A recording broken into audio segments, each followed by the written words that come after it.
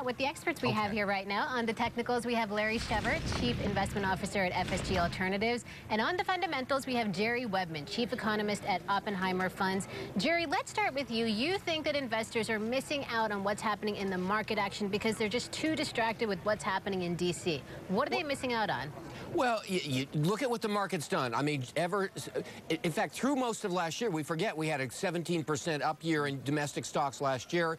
Since we didn't go off the misnomer of a fiscal cliff, we've had a nice market response so far this year.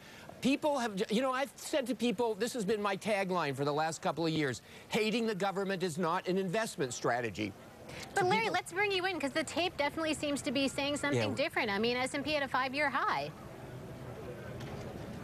Yeah, we definitely are at a 5-year high. I do think the market's a little bit frothy, a little bit tired right now. Let's look at the fundamental side of things. You know, 1,500 in the S&P, that suggests a top-down number. That suggests a 14 times earnings estimate of a top-down number of $107. I don't think we have much room to rise right now. I mean, long-term, yes, I do think the equity market's going to go higher, but I think right now we're in a period of digestion and consolidation. It'd be a very good time to start hedging some positions, perhaps even taking some exposure off the table, waiting for better prices. Well, certainly with the VIX as low as it is, what, about 7-year lows, you can buy very cheap puts right now. But Jerry Webman, I know that you are longer-term bullish. You think that what's happening with earnings right now is an indication of growth in the second half.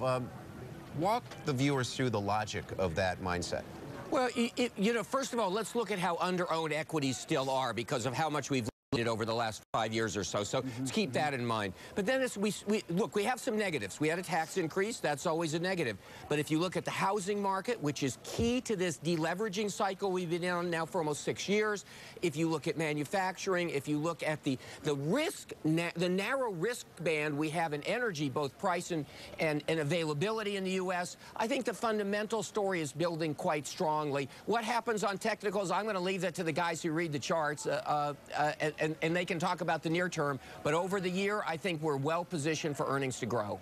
Jerry, let's talk about China for a second because that's certainly been a big part of the bullish story around stocks. So what's your view on China boom or bust coming in the next few years? You know, the idea that China was going to have a hard landing a year ago was, the only word I can think of for it is nonsense. If you got $4 trillion in the bank and you're a centrally planned economy, you can get whatever you want in a cycle. China's got a lot of urbanization in front of us. It's got a lot of consumer demand in front of us. So it's not like China's going to pull the whole world's growth together, but in fact, it's enough with the second largest economy, adding 7%.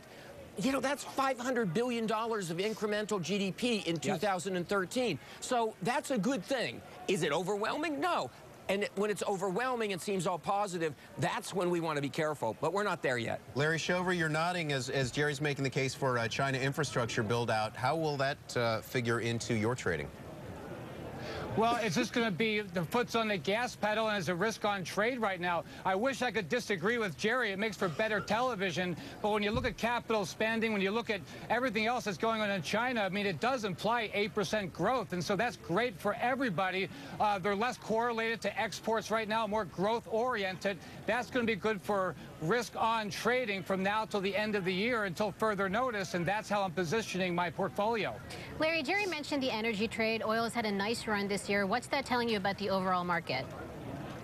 Well, see, oh, well, sorry, Jerry. Go ahead. Go ahead, Larry. Well, I was just going to say, I think the thing about energy is we got to be careful because, you know, we know that there's potential supply in the U.S. that comes to market at a particular price. That's why I meant that price band is narrower than we're used to thinking about it over the last 40 years. So, you know, I like to talk about the picks and shovels. People are going to figure out how to get energy from these new places where we're finding it to where we can refine it and use it.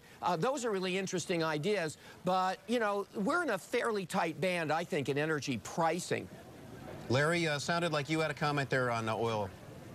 Yeah, you know, I hate to say it, but the market's constipated right now. I mean, all the oil right now is stuck in Cushing, Oklahoma. I do believe short-term oil is going to go much, much lower. Not tomorrow, maybe not next week, but the next month or two, we're going to see that oil being released into the refineries in the Midwest. Unfortunately, the oil market's becoming a lot more fractured than it was even a couple of years ago. Maybe the Midwest will benefit more than the East Coast, but I do think we'll see some relief in the oil price over the next 2 to 3 months. And by the way, that that Seaway pipeline is now online. That can carry several hundred more. I should say several 100,000 more barrels of oil a day down to Houston. Is that part of the reason why it's going to effectively provide some easing of that congestion in the mid-continent, Larry? Yeah, I do believe it will, and I think that's the big story right now, and maybe the thing they're not talking about. But again, we have to keep in mind that the oil market is very fractured, so it might not help your gas prices, but it will help us here in Chicago all the way down to Dallas, because the refiners will be back online. They have tons of oil to produce that's stuck right now in Cushing, Oklahoma. So it's going to be very good for us in the next 2 to 3 months. Jerry, very quickly here, what's the biggest risk you see for your outlook on stocks? You know, I think an earnings disappointment, a growth disappointment, some sort of external shock to this good growth story, I think that's there. I think we got to worry about whether we get we get some abrupt fiscal tightening when these March government deadlines hit. So if we got another big bang of fiscal tightening right now, I think that could be damaging to the economy. But obviously the politicians are trying to avoid that in every way they can. Well, thank you so much, guys. Our thanks to Larry Shover at SFG Alternatives, Chief Investment Officer there, and Jerry Webman, Chief Economist at Oppenheimer Funds.